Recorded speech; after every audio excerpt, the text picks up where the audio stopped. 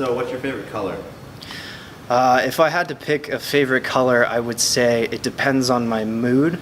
Most of the time, my default answer is going to be black, but that's when I'm more like in a really focused, really serious mood. But when I'm kind of like feeling light and relaxed, I would say I'm more of a blue type of person.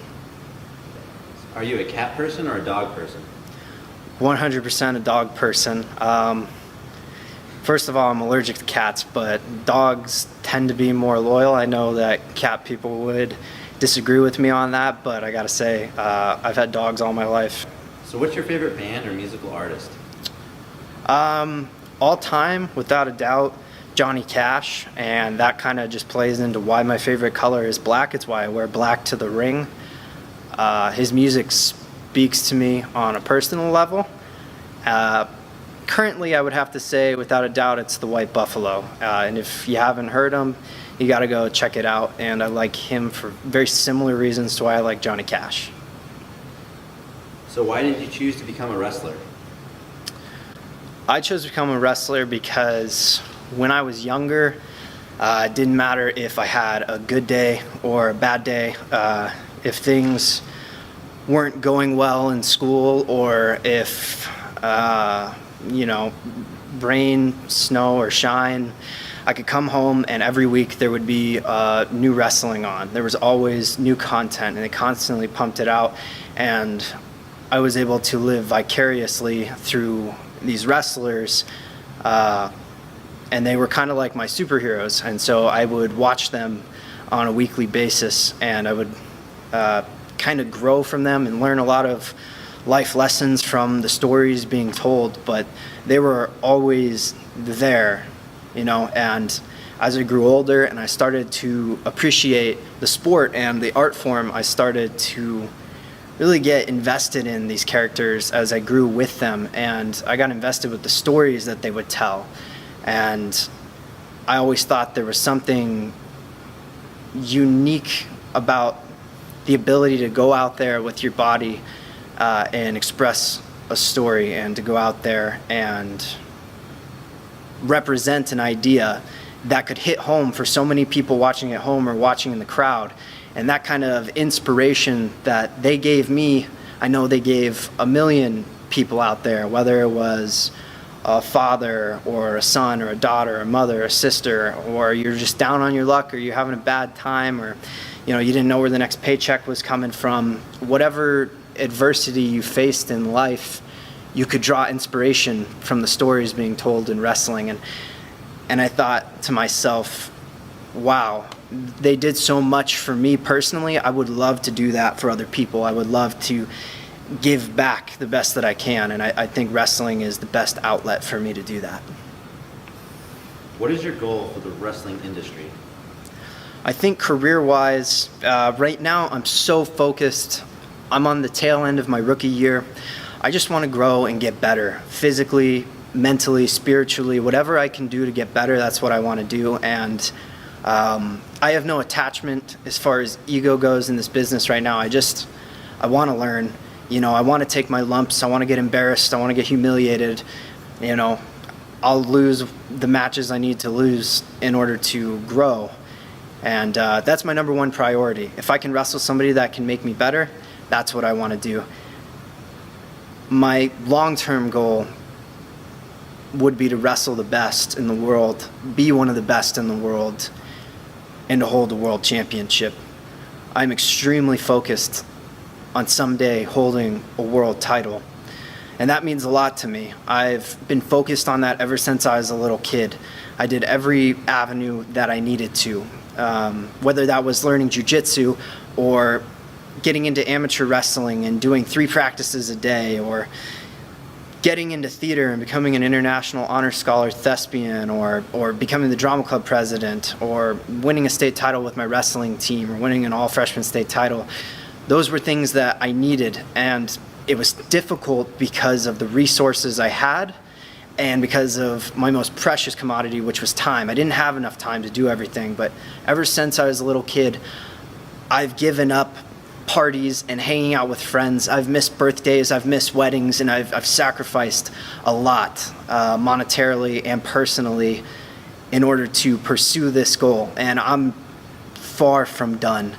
Like I said, I'm doing this to give back to people the same way that I was given inspiration. And holding that world title would be a success not just for me, but it would kind of replace the chip on my shoulder, because I came from a working class family. I came from a family where my dad had to get up before the sun rose, and he got back after the sun set, and he'd bust his back and he'd break his back on roofs. And I've been up there too in that scorching heat, working overtime, busting your back in labor in the hot Arizona sun, just trying to make a living. And him and my mom, they did everything they could to provide for us, and I deeply, deeply appreciate that. So I want to represent that. I want to represent the working class, the people that don't get their shot, that are just trying to get by. I'm willing to sacrifice that and move forward and win the world championship for all of us. They said Dusty Rhodes was the son of a plumber. I'm a son of a roofer, and someday I want to hold that strap and represent the common man. What would it mean to you to win your first championship this Sunday? Everything. My rookie year has been more than anybody can ask for. To train under somebody with as great a wrestling IQ as Merrick Brave, and to train under somebody like Seth Rollins, I don't have enough gratitude in the world for those guys, because I wouldn't get the opportunities that I have if not for them. And I hope I can represent them well. Every time that I feel my match wasn't up to my standard, which seems like every match, I feel like I let them down. And every day that passes that I'm not holding that standard, that I'm not holding that title, it feels like I'm not just letting them down, but I'm letting my family down, that I'm letting my friends down, that I'm letting down everybody that comes out and supports me. So what would winning this title mean? It's not really validation, but it would be a major milestone, a sign of things to come, that the work that I've been putting in for years, I finally have something to show for it. And if I win the title, it's not enough for me to just hold it. I'm not there to win the belt and take some pictures. I'm there to defend it. I'll be a fighting champion. Every single hill that the fans want me to die on, I will go out and die on. Every single opponent that thinks they're good enough to take that belt off me, great. Step up, take it off me. And if you think I'm an undeserving champion, come and get it. But I don't want to look too far in advance. First things first, I've got to beat Tyrone Cabron this Sunday. And Tyrone's a tough opponent, but I'm ready for him. What have you done in preparation for your upcoming title match? It's business as usual. I'm putting in the same amount of work that I always have. I don't extra prepare for an opponent. I don't under prepare for an opponent. My opponent has to adjust to me. So I'm going out there and I'm preparing to be the best version of me. And I'm expecting the very best version of my opponent. I don't think I'll get him at his worst. I'm expecting the best. I'm expecting him to come out and bring everything he's got. For me, it's the same thing. My nutrition is always on point. I have a great nutritionist helping me with all my meal planning. I do a mix of power building, hypertrophy movements with resistance training, weights, kind of like bodybuilding type stuff. But I mix that in with powerlifting. My Olympic lifts I use for power.